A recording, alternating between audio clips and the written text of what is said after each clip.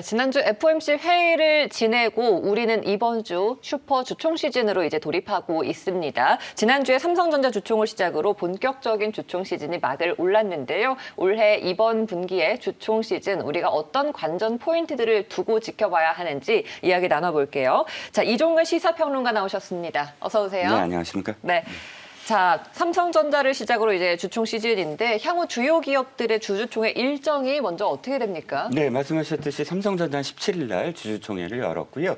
이제 내일 남은 일정만 말씀을 드리면 내일 LG 디스플레이, 그다음에 24일에 LG와 현대, 그러니까 LG전자, LG상사 그리고 현대차와 현대모비스 이 4개사가 주주총회를 엽니다.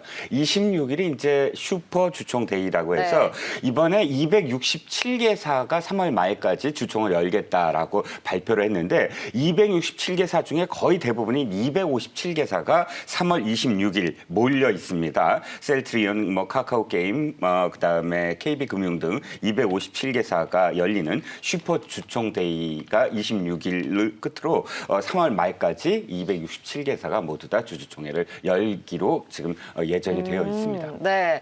자, 굵직한 기업들의 주주총회가 기다리고 있습니다. 이번 주총회 관전 포인트를 꼽아보자면 ESG 경영 그리고 3% 룰 적용이죠. 네, 이게 왜 주목을 받는 겁니까? 네, 그렇습니다. ESG 경영은 이제 환경, 사회공헌, 그다음에 기업 네. 지배 구조를 윤리적인 경영으로 바꿔야 된다라는 그런 글로벌한 지금 트렌드거든요. 지금 우리나라만 해당되는 것은 아니고 그래서 ESG 경영이 이번에 주주총회에서 처음으로 적용이 될 것이다라는 네. 겁니다. 즉 사회공헌을 하기 위한 어떤 조직, 그러니까 지금까지의 문화와 좀 더 다른 문화를 이 기업에 착근시키기 위해서는 조직이 이제 바뀌어야 되잖아요. 조직을 바꿔야 되고 또 ESG 경영의 또 하나가 뭐냐면 사회적 약자를 지원함과 동시에 남녀의 어떤 성적인 그런 이 균등화 이걸 굉장히 평등한 어떤 직장 문화를 해야 된다라는 그런 내용이 담겨져 있습니다. 그러니까 여성 사회이사가 나중에도 말씀드리겠지만 내년 8월까지 무조건 하나의 어떤 성으로만 구성해서는 안 된다라는 그런 그 자본시장법 개정이 됐거든요. 그래서 네. 여성 사회이사를 한 명이라도 꼭 둬야 됩니다. 이런 것들이 이번 그 주주총회에 의결이 되기 때문에 상당히 주목을 받고 있고요. 3% 룰은 사실 굉장히 지금 그 재계에 큰 영향을 미칠 것으로 보입니다. 감사위원은 이제 분리삼임하면서 이를 의결할 때 대주주 의결권을 3%로 제한한 거예요. 즉 이사 선임 단계에서부터 이게 적용이 되는데 적대적 세력이 감사위원을 추천하는 것을 이사 선임 단계 전부터 이제 배제할 수가 있었는데 이제는 배제하는 것이 굉장히 어려워져서 경영권 분쟁이 가속화된 어떤 기업 같은 경우는 이 감사위원 선출을 두고 주주총회에서 더 크게 충돌할 가능성이 이제 높아 보입니다. 네네. 그리고 또 하나의 이슈가 바로 경영권 분쟁 이슈입니다. 이에 해당하는 기업이 금호석유와 한국엔컴퍼니인데요. 네네. 주총에서 어떤 안건들이 논의될까요? 네, 방금 말씀드렸듯이 이제 그 3% 룰 때문에 네. 경영권 분쟁이 일어나는 기업들 같은 경우 자신 측에 유리한 사내이사, 사회이사를 선임하기 위해서 충돌을 하는 그런 그 예가 이제 나올 겁니다. 26일로 지금 예정돼 있는 금호석유화학이 대표적인 경우인데요. 삼촌인 박창구 회장과 조카인 박철환 상무. 네. 이 경우는 사실 조금 다릅니다. 사내이사 건도 이 사건이지만 박철환 상무가 고배당안을 지금 주장을 하고 있어요. 그런데 이 박 회장 쪽에서 그것을 배제하려고 했다가 서울지법이 그것을 상정하라라고 결정을 내렸습니다. 그래서 이 고배당안이 상정이 될 텐데 글로벌 의결 자문사 ISS가 회장 측 손을 좀 들어줬어요. 박상무의 안은 너무 과격하다라고 지금 권고안을 내놓은 상태라 이것이 어떻게 지금 결정될지는 주주총회를 봐야 될 것 같고요. 한국엔컴퍼니 같은 경우는 형제죠. 조현범 사장과 조현식 부회장 자신 측에 이제 유리하게 경영권 분쟁을 지금 하고 있으므로 유리하게 사내외 이사를 선임하기 위해서 각자 지금 이 안을 내놨습니다. 그래서 이것이 주주총회에서 어떻게 될지 또 지켜봐야 될 상황입니다. 네. 자, 이외에도 이제 현대차와 LG전자 등의 주요 기업들이 주주총회를 기다리고 있는데요. 주요 안건들이 어떤 게 또 있을까요? 네, 현대자동차 같은 경우는 정의선 회장이 회장 취임 후 첫 주총입니다. 그래서 더 주목이 되는데 뭐 지금 모든 그 기업들이 공통된 게 이제 사내외 이사 뭐 네. 선임권이라 그건 뭐 말씀드릴 필요가 없을 것 같고요. 현대차 같은 경우는 코나 전기차 그 화재 리콜 비용이 가장 관심입니다. 아마 그 주주총회에서 질문이 나올 테고 그것을 어떻게 하겠다라는 그런 그 언급이 이제 나올 것 같고요. 이제 LG전자 같은 경우는 분할 계획서 승인을 통해서 마그나가 신설 회사의 어떤 그 지분을 이제 49%를 인수합니다. 이 부분이 이제 최종적으로 주총에서 이제 승인이 되느냐에 대한 부분. 그다음에 LG전자가 자꾸 휴대폰 사업이 어떻게 되느냐 그게 가장 맞아요. 관심이잖아요. 그게 지금 초미의 그래서 이제 관심사죠. 이번에도 모바일 사업 부분을 접느냐 마느냐 네. 그 여부를 이제 주주총회에서 발표를 할 것 같습니다. 그리고 네이버 같은 경우 대표하고 의장을 교체를 해요. 그래서 뭐 다 이제 알려졌지만 한선숙 내정자가 대표에 선임되는 어떤 과정. 그다음에 웹툰 사업부를 이제 별도 법인으로 분리합니다. 키우겠다는 거죠. 네, 그렇습니다. 이 부분을 확실하게 키우겠다라고 이제 선언을 하는 상황인데 이것이 이제 주주총회에서 안건으로 올라갈 것 같습니다. 네네.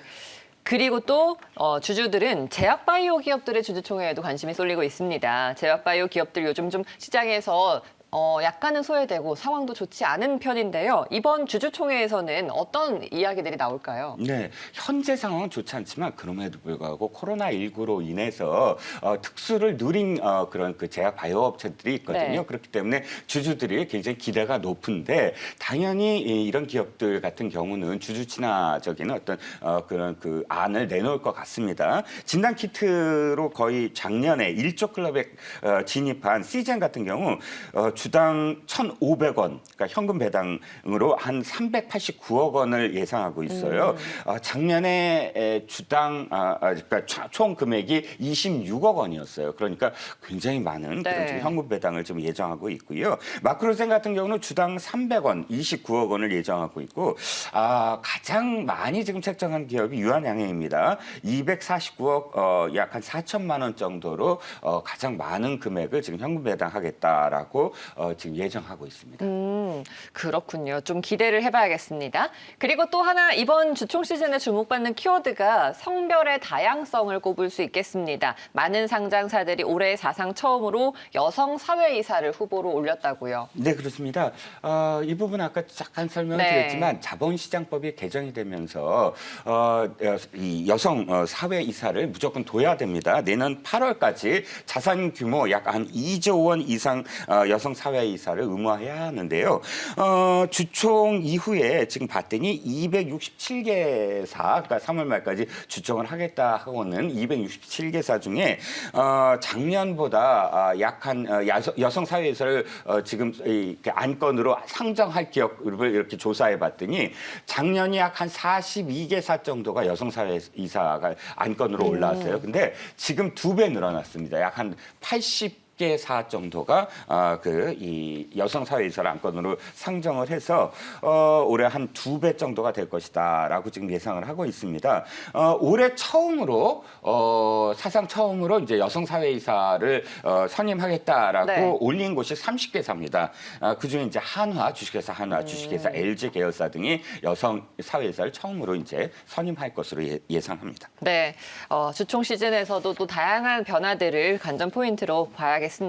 또 삼성전자 주총에는 215만 동학개미들이 참여를 해서 또 하나의 장관을 이뤄냈습니다. 유독 이번 주총에 소액 주주들의 관심이 뜨거운 이유가 있다고요? 네, 그렇습니다. 뭐 전체 주주의 99.59%가 네. 이제 소액 주주인데요.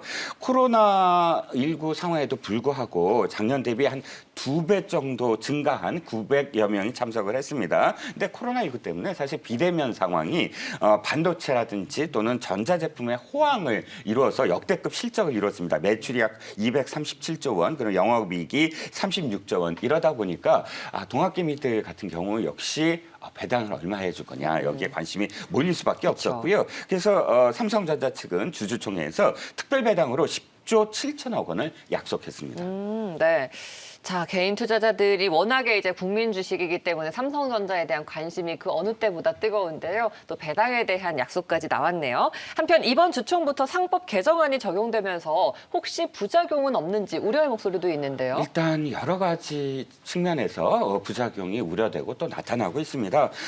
일단 사업 보고서를 원래 주총 일주일 전에 게재해야 하는데 해야만 하는데 기존에는 주총에서 이제 이 재무제표를 통과한 다음에 확정하고 3월 말까지 내면 됐어요. 근데 사업 보고서를 이렇게 빨리 내라라고 하다 보니까 첨부 문서로 감사 보고서를 제출해야만 합니다. 이러다 보니까 감사인이 이 부담이 커질 수밖에 없어요. 그러니까 협의할 수 있는 기간도 짧아지고 그러면 혹시나 비적격 의견을 받을 기업들이 늘어나지 않을까 좀 걱정을 하고 있고요. 그러다 보니까 또 이제 3월 말에 주총이 이제 몰렸습니다. 왜냐하면 3월 말까지 이 모든 것들을 다 해결해야 되다 네. 보니까 주총은 조금 미룬 거예요. 딴 때보다. 그래서 지금 말씀 이미 모두에 드렸듯이 267개사 중에 네. 257개사가 몰린 더 것도 쏠림 현상이 심화됐네요. 몰린 것도 그게 좀 이유가 될 수 있을 것 같고요. 배당 기산일을 이제 삭제하면서 규정을 삭제하면서 동액 배당 근거가 실종된 점, 그 다음에 헤지 펀드가 연합해서 감사위원을 싹쓸이할 수도 있다. 10개사 상위 10개사 중에 6개사의 거의 2, 3인 정도로 헤지펀드, 그러니까 적대적 세력이 감사위원을 선출할 수도 있다. 이런 우려가 지금 만연해 있습니다. 그렇군요. 네, 새롭게 바뀐 점들도 많기 때문에 이번 슈퍼 주총 시즌 계속해서 좀 관심 있게 지켜보면서 투자 포인트를 찾아봐야겠습니다. 오늘 이종근 시사평론가 말씀 여기까지 드릴게요. 고맙습니다.